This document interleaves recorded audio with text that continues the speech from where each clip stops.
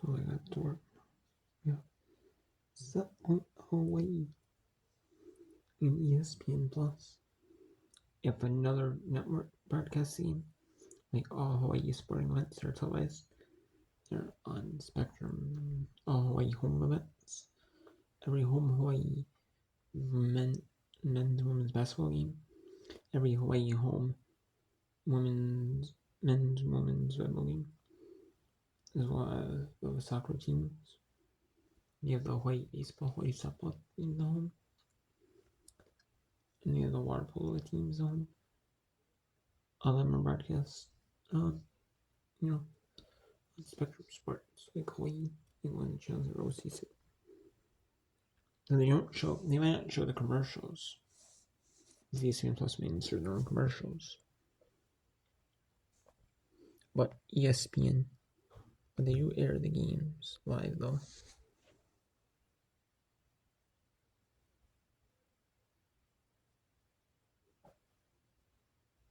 And they do air the games live though.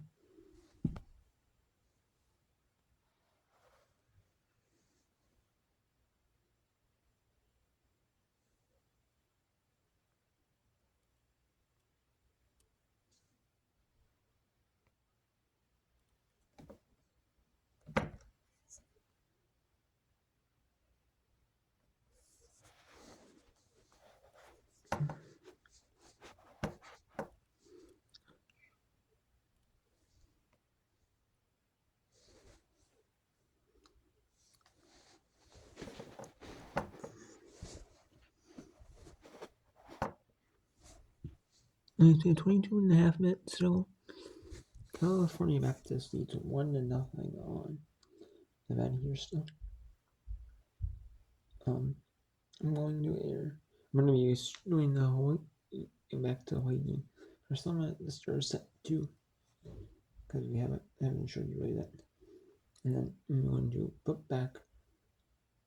I'll show you the end of the California Baptist game. The ending. And I won't show you the ending of the Hawaii events in 3 sets, because that game is going to be the only college sport game. And there's really 2, there's not much to talk about now, but I would just do it anyways, just because. Why not? All year they have been outshot in pretty much every game except the CSUN game. A defense, name of the game for CBU. Mkhitaryan. Benson gets there first. For Nevada, I think they would think they've played a pretty solid game. Just haven't been able to break through. No doubt. I mean, they've gotten their looks for majority of the game, just unable to finish. This CBU backline has just been on point tonight. Mkhitaryan stopped by Collins.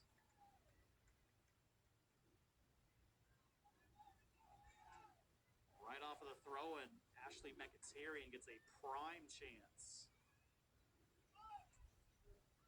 It's now 3 saves for Collins. So O'Brien's got it.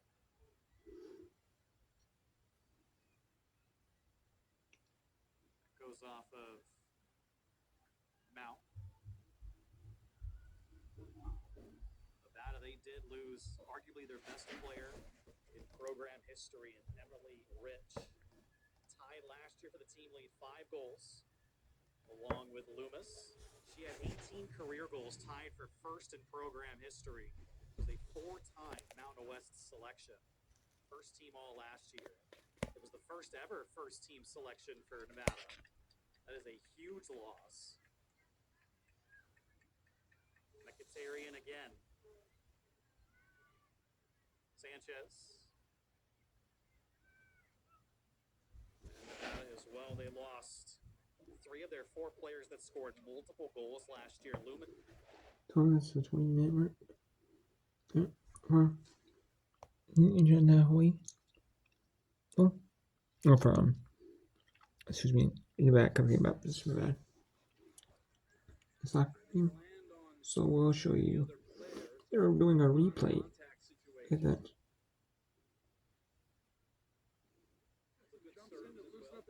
Nope, it's okay.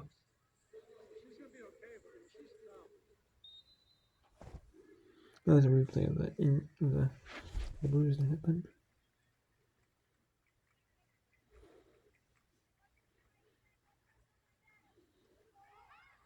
So set 2 underway. Oh, what a dig there by Adami. High ball set, Reed. Block slowed it down. Backside set, it's White. She goes straight down to the floor, taking line against the block proposed there by Chalet Reed. White has struggled so far. 1 kill, 2 errors, and 8 tries. Negative 125. Now she's flatlining it at 0-0-0. But how about that dig by Adami? It's called a collapse dig. And it's not an easy one to pull off, but Adami did. Beautiful dig. Well, you take in the first set, 25-20. Outscored St. John's 14-5 to close the deal in that frame. They trailed by as many as 5. And that's an ace. And just like set 1, St. John's scoring multiple points to start things off. This is Barbara Costa dos Santos dealing the ace out of the deck. This is like a rerun. Deja vu all over again from set 1.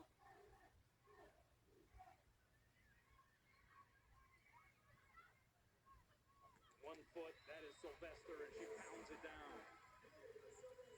Sylvester already has got 11 swings. That's as much as anybody on the team. I believe she and Adami both have 11 swings. The other night she only had 1 swing after 1 set. So obviously there's something in the scouting report, and the coaches decided, hey, Liliana needs to get more activity after them. So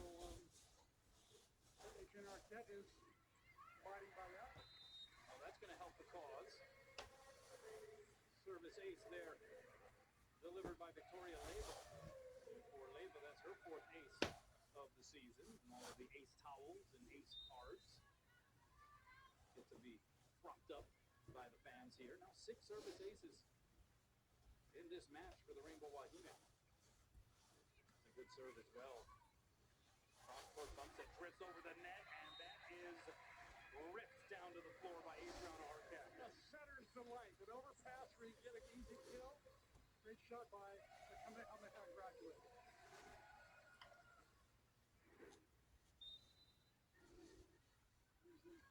Bump set that's over.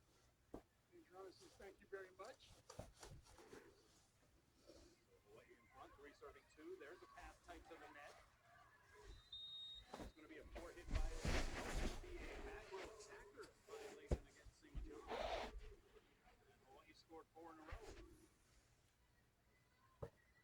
I'm going to say that there was a bit of a touch exchange there at the tape. Check out the Pakalana on Coach Persico.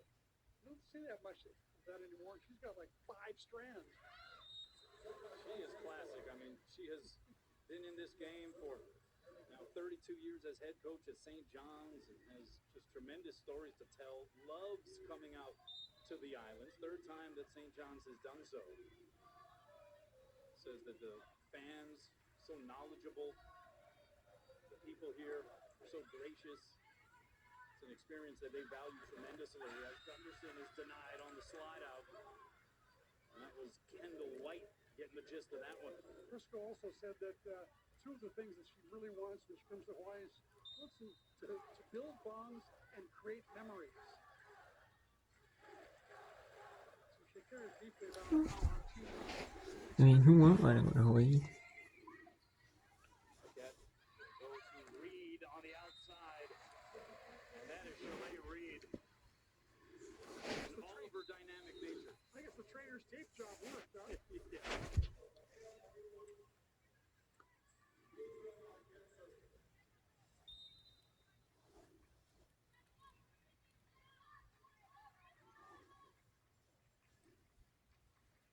The jump serve by Arquette. Outside, White. Another sprawling dig there by Adami. From off the net, Reed makes it work anyway. 5 kills now for Chalet. How about the set from Adriana Arquette from deep in the backcourt? There's a dig again by Adami, keeping the ball on her own side of the court. Look at that set from Adriana Arquette. All the way across court. She's got some strong, soft hands.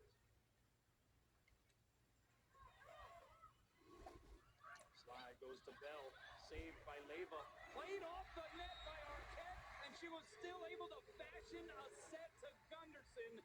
That was mesmerizing. Time out St. John's Red Flash. And the Red Flash, no. What a game. What a set 2 for Hawaii. Nice, coming out strong. With down 2 early in that set, and then came back to win. And it set or lead the set 7-4. So what a third set for, or a second set, excuse me, for the Hawaii Rainbow.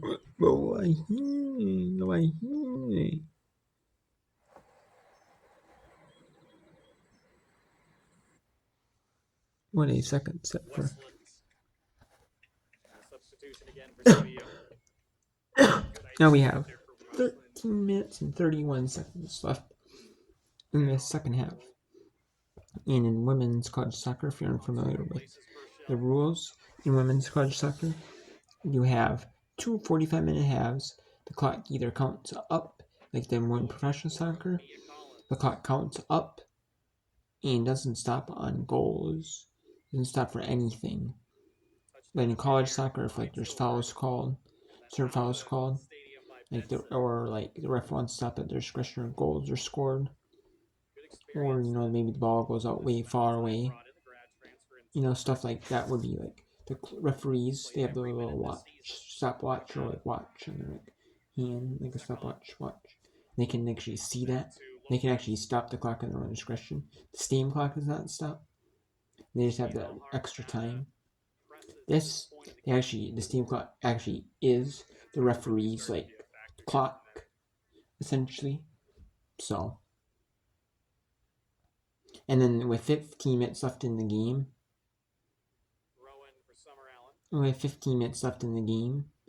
they actually will stop the home team. If the home team makes any substitutions in the last 15 minutes of the game, they actually stop the clock. And they do that because the home teams might use to like sub players out.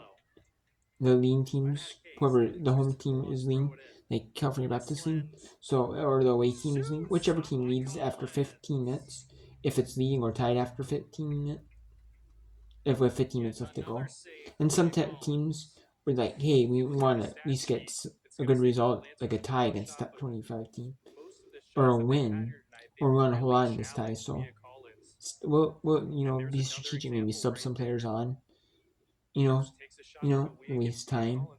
You can't do that no more. And then overtime college soccer, and they had 2 10-minute overtimes. It was like, like the tournaments, like playoffs for soccer leagues, like blue playoffs, or like the tournaments. They would do the 2 15-minute overtimes. They go into penalty kicks. Then they would do the 2 10-minute overtimes. Instead of 2 15 minutes, they would do the 2 10-minute overtimes, and it would be golden goal.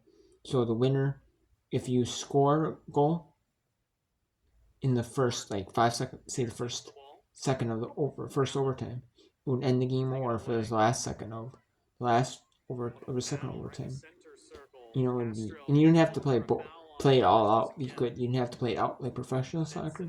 You play out the 30 minutes regardless. In college soccer, you did not play the 30 minutes. And then what you did is you ended the 15 minutes. You ended and then they still have that, the 2 10-minute overtimes, but it's only for it's only for conference tournament and the NCAA tournament. They do not do it for regular season, which I like that change, because a lot of times, sometimes they'd be playing like a bunch. There's a bunch of ties in college soccer, and like regular soccer, like professional soccer, and you would be playing a bunch of like extra minutes. You play like 20 minutes extra, a ton of games. It's probably leading to like a lot more injuries in college soccer, because like you're used to maybe not playing, like high school soccer. I know it's not like full 90 minutes. High school soccer might be like 80 minutes or like high school soccer is like 80 minutes, like 240-minute halves, or like JV soccer is like 70-minute halves.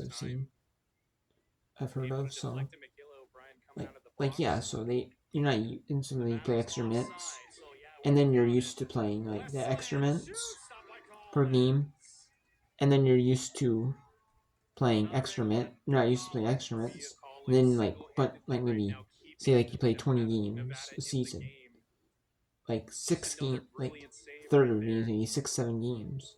You play 20 extra minutes, play extra minutes. So that really adds up, I mean, there's less ties in college soccer. There's still ties in college soccer, just less of them. And yeah, and you get more injuries playing because, I mean, in college soccer they have the unlimited substitutions. You have unlimited substitutions in college soccer. You might have. I'm not sure if it's a limit per half, or you have unlimited substitutions. I know, it's not like professional soccer. There's like a limit per game, where there's like, you can only sub on so many players per game. College soccer is unlimited substitutions, which I don't mind that. Which I actually like the unlimited substitutions part. I like that part. And I like that, I like college soccer rules, honestly. I mean, the purists of like the regular professional soccer will say, yeah, maybe like the stoppage. I mean, I kind of like, I don't mind the limit of substitutions. Then there's times you're playing players like overtimes, 120 minutes, maybe that like was like 420 minutes in like tournaments. So you're just like tiring them up. It's like certain, it's So I kind of like that. So like limits injuries, which I kind of like that. In like college soccer has a lot more. There's no like roster limits like in like professional soccer. You have like roster limits. There's no like really roster. There's no roster limits in professionals in college soccer. Really, you can have unlimited players on rosters, like in college sports.